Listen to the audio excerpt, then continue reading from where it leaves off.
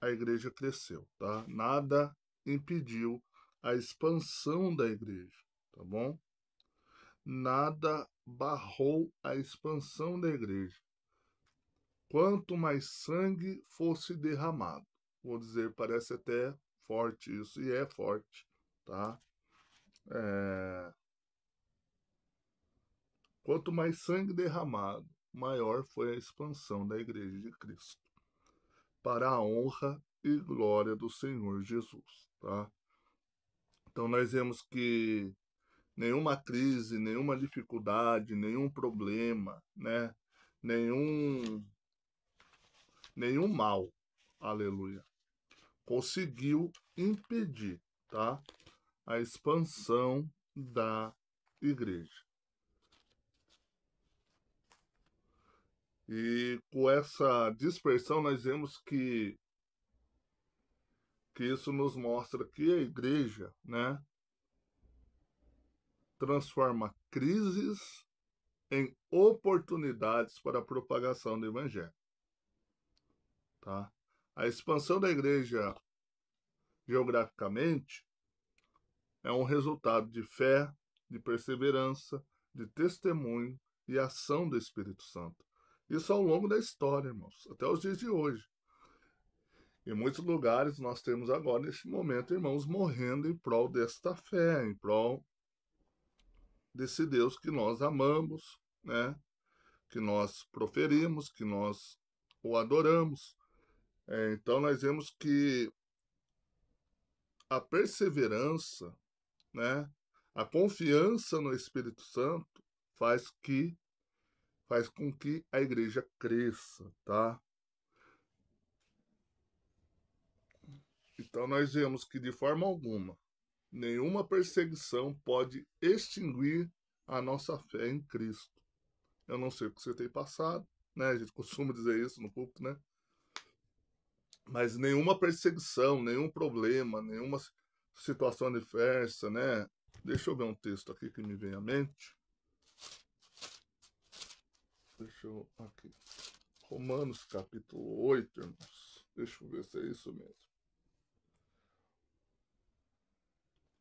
Versículo 28 diz assim: Sabemos que todas as coisas cooperam para o bem daqueles que amam a Deus, daqueles que são chamados segundo o seu propósito. Porquanto, ao que de antemão conheceu também, os predestinou para serem conformes à imagem do seu filho, a fim de que ele seja o primogênito entre muitos irmãos. Então nós vemos que todas as coisas, irmãos, todas as coisas, aleluia, cooperam para o bem daqueles que servem ao Senhor. Então nós vemos que a perseguição serviu para o bem do crescimento da igreja, tá bom? Então a gente já viu 3.1 de uma forma mais resumida, tá? O crescimento da igreja, a expansão da igreja. Agora nós vamos para a era sombria, tá? A era sombria. Esse período vai de exatamente de 600 a 100 anos depois de Cristo, tá? Conhecido como a Era Sombria da Igreja. Então nós vemos que ela é caracterizada por quê? Né? Por uma intensidade maior de perseguição, tá? As perseguições aumentaram, tá bom? O caldo engrossou mais, né? Os problemas apareceram de uma forma maior, tá bom? Então nós vemos que neste período nos revela não apenas a fragilidade humana, mas também, né, a perseverança e a fidelidade divina, tá? Com a igreja, com o seu povo em meio às trevas. Deus não abandona, tá? O homem pode abandonar, mas Deus não abandona. Irmãos, um imperador romano por nome de Nero. Cara muito, muito louco, vou dizer assim, né? Até engraçado. Mas ele se torna imperador de Cristo, imperador, desculpa, romano no ano 54 depois de Cristo, tá? E ele toma uma atitude rápida em estabelecer um governo tirano, tá? Um governo que, se não obedecessem às leis dele, é morte, é destruição, né? Os que não estão comigo estão contra mim. Essa era a mentalidade de Nero, tá? Esse era o pensamento que ele tinha. Então nós vemos, de todas as formas, ele tentou destruir os seus opositores, os perseguindo, né? Seja eles os de dentro ou os de fora, ou seja, interno ou externo, ele perseguiu, tá? E nós vemos que esse homem, né, também foi um homem muito tirano, né? Como eu acabei de dizer, um governo tirano de um homem tirano. Pois por quê? Governar Roma, irmãos, exigia, né, um controle absoluto.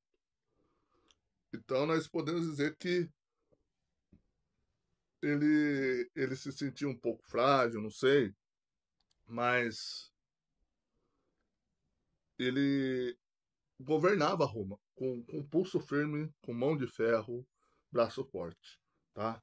Então nós vemos que qualquer grupo que se levantasse ou aparecesse em evidência, mais do que ele, era considerado, né, descendente e era visto como uma ameaça ao seu império, ao seu reinado, vamos dizer assim, uma ameaça política, tá? E o primeiro fato que aconteceu foi o quê? Vamos lá, aqui, o incêndio de Roma, né? O incêndio de Roma no ano 64 depois de Cristo, tá bom?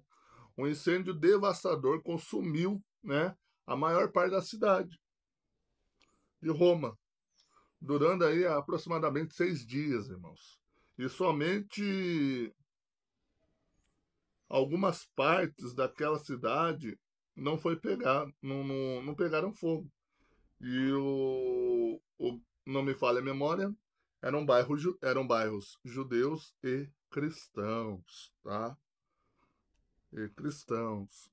Nós vamos ver que Tácito, né? Tácito, um historiador romano, é, ele coloca, né, Nero como culpado. Ele coloca Nero como culpado por esse incêndio. Mas outros sugerem que ele teria usado o incêndio para reconstruir a cidade, de acordo com os planos que ele tinha. Olha, um plano ardiloso e maluco que Nero tinha, né, reservado aí para Roma. Então, como eu acabei de dizer, uma boa parte da cidade pegou fogo, tá? E a maior parte que pegou fogo era a parte onde não viviam os judeus, né? Nem os cristãos. Então ele faz o quê? Ele pega os cristãos, já que ele não gostava, como bode expiatório. Ó, o culpado foi eles, tá? E para ele tirar a culpa dele, né, a responsabilidade dele, ele coloca a culpa e a responsabilidade do incêndio, tá, aos cristãos, iniciando aí uma perseguição sistemática e voraz à fé cristã. Abram aí Atos 28. Atos 28, irmãos. Versículo de número 22, tá?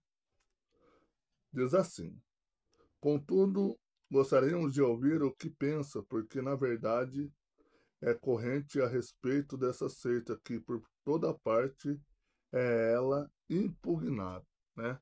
Então nós vemos que esse texto nos mostra, né, esse versículo nos mostra a hostilidade, tá? A hostilidade crescente que havia sobre os cristãos, né, naquela época do Império Romano, que foram executados, irmãos, de várias formas, né? Infelizmente, uma mente maquiavélica maquina o mal e acha de várias formas para que esse mal seja executado. Então, eles usaram da sua mente para construir, vou dizer assim, oferecer os mais tipos diversos de morte a cristãos naquela época. Se os irmãos já assistiram, né, o filme Paulo, o último que saiu aí, nós vamos ver que há uma parte onde os cristãos estão cheios de piche, e ali eles são queimados vivos, né? Serviam de piras durante a noite para iluminar a cidade de Roma, tá?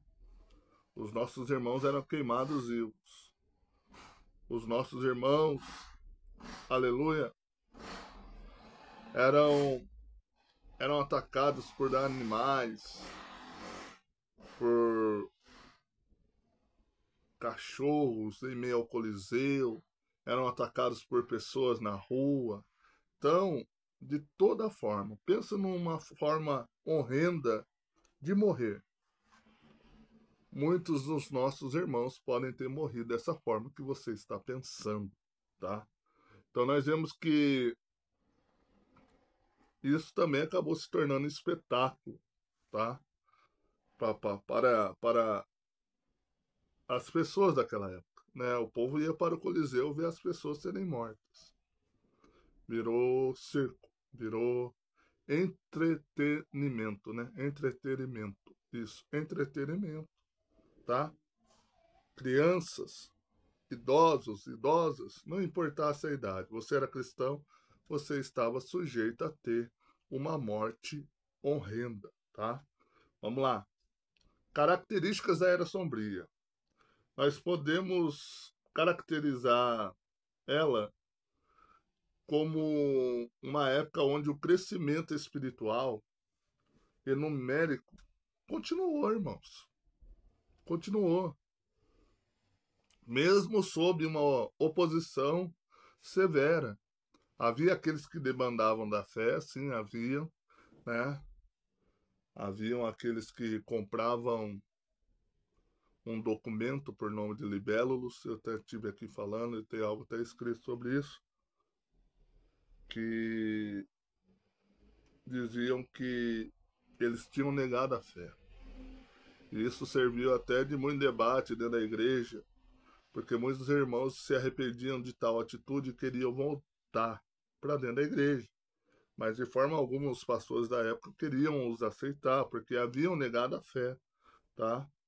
Nós vemos que se formou uma forte tradição oral e escrita da palavra de Deus, tá?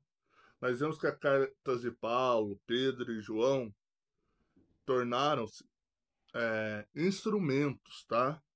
Para instrução e também a consolidação da fé cristã, irmãos, tá? Então, tudo isso mostra que mesmo a perseguição, né, mesmo, aleluia, o mal sobre o cangote não impediu o crescimento da igreja, tá? Então nós vemos que por várias vezes Jesus já havia dito acerca disso. E até hoje nós estamos sujeitos a isso, tá? Você pode ler João capítulo 15, versículo 18 ao 20. Você pode ler Mateus capítulo 10, versículos 16 ao 22. Nós vamos ver que Jesus já estava antecipando, já estava dizendo acerca das dificuldades de ser um cristão, das dificuldades de servir ao Senhor, tá? Até o apóstolo Paulo reconhece que a perseguição faz parte da vida cristã, como também o apóstolo Pedro. Vamos ler esses dois textos, tá? Que é mais curtinho, tá bom? Você abre aí em 2 Timóteo, tá? 2 Timóteo, capítulo 3, versículo 12, irmãos. Diz assim: Ora, todos quantos querem viver piedosamente em Cristo Jesus, serão perseguidos. Ora, todos quantos querem viver piedosamente em Cristo Jesus serão perseguidos, tá? Quer viver como um cristão? Você é suscetível a ter a sua vida perseguida, tá? Vamos aqui para a carta de 1 Pedro, 1 Pedro 4:20, irmãos. 4:12, desculpe.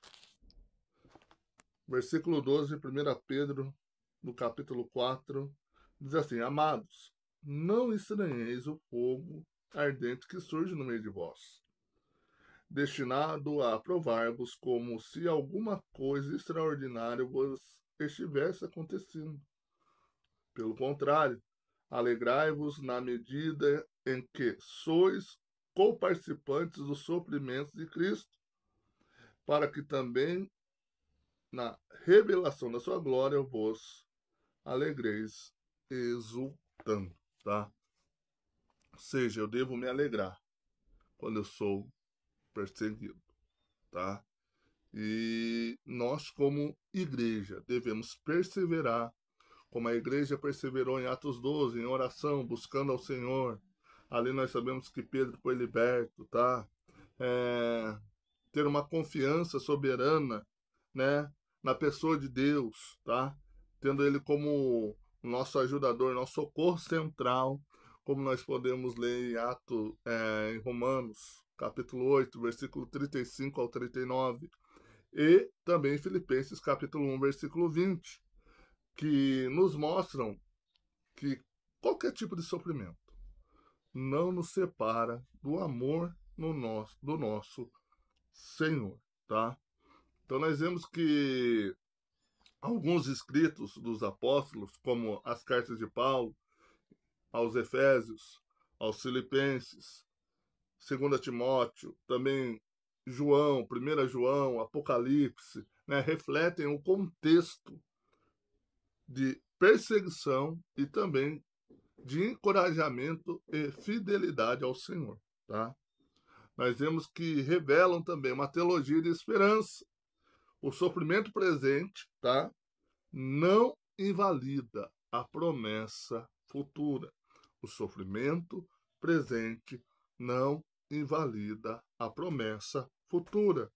Vocês podem ler em Apocalipse, capítulo 2, versículo 2 ao 3, né? Aonde nós vemos ali uma mensagem à igreja sobre pressão, tá? E nós vemos aqui que o sofrimento também, irmãos, faz parte, tá? Da pedagogia divina, tá?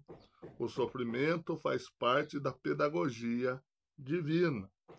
Você pode ler em Hebreus 2, capítulo 12, versículo 6 a 11, onde mostra que Deus disciplina, irmãos, o seu povo, tá? Purificando a sua fé e caráter, tá bom? Hebreus 12, 6 ao 11, tá bom? Nós vamos ver isso, tá? Então nós vemos que essa perseguição de Nero, dentre outros imperadores, não, não foi nada além do que um instrumento que Deus teve, né, de usar para fortalecer a igreja, né, fortalecer a fé, a coragem e o testemunho da igreja, tá bom? E nós somos, como eles foram, né, o testemunho de Cristo, mesmo vivendo em um mundo hostil, tá? A fidelidade em meio à perseguição confirma que a igreja não depende da proteção humana, política, tá? Ou de algum favor social, mas do poder do Espírito Santo, segundo o que lemos em Atos, capítulo 1, versículo 8, tá? Então Jesus padeceu e nós também padeceremos, tá? A era sombria nos ensina o quê? E nos reafirma a identificação com Cristo, tá bom? Com Cristo crucificado. Como diz em 1 Pedro 2, 21. Vamos ler aqui, ó. 1 Pedro 2, 21 nos diz assim: Porquanto para isso mesmo foste chamados, pois que também Cristo sofreu em vosso lugar, deixando-vos exemplo para seguirdes os seus passos. Então, eu tenho que estar, se eu me tornei um cristão, se eu me tornei um servo de Deus, eu devo estar disposto a sofrer como Cristo sofreu. Seguir os passos do martírio, seguir os passos da cruz, aleluia. Está disposto a padecer por amor a este nome, por amor à sua palavra. Não se esqueçam disso, tá? Hoje em dia, a mídia tem se calado, mas nós temos isto. Na Nigéria, irmãos, quem acompanha aí algumas coisas sobre missões, vai ver que a Nigéria, outros países, os irmãos estão morrendo, estão seguindo os passos do Senhor, estão dando a sua vida em prol da propagação do Evangelho, tá? Vamos lá. O que mais nós podemos ver aqui? Entenda, qualquer tipo de perseguição, irmãos, nunca é um obstáculo à igreja, tá?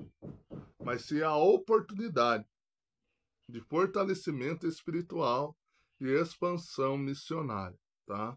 A era sombria da igreja vai nos mostrar que a adversidade e a perseguição, né,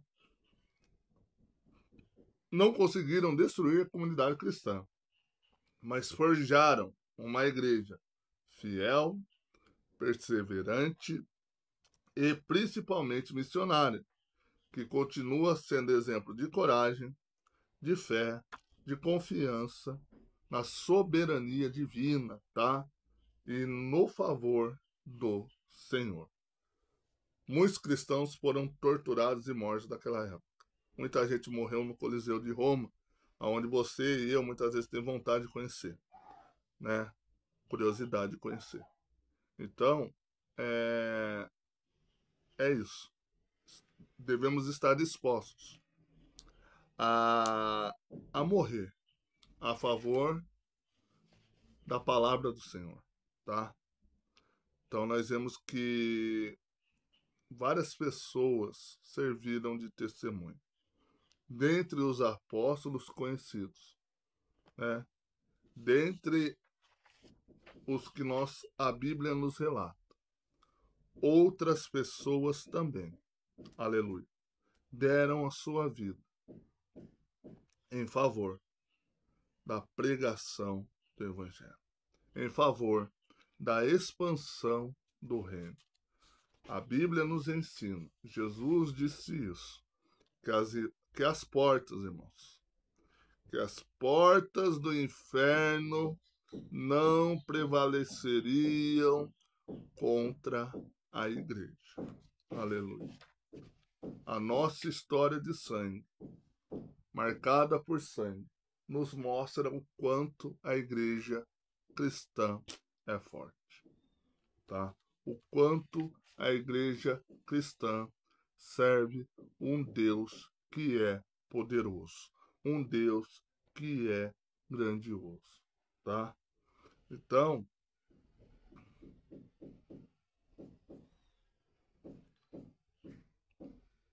se você puder buscar ler, né? Eu tive até postando alguns livros sobre a história da igreja. Os irmãos leiam, né? Depois para poder entender melhor.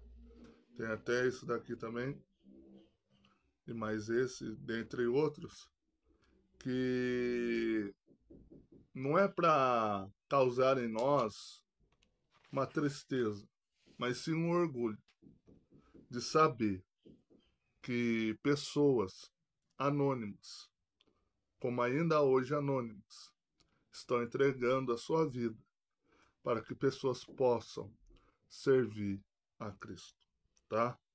Então, irmãos, nada e nem ninguém poderá nos separar do nosso amor em Cristo.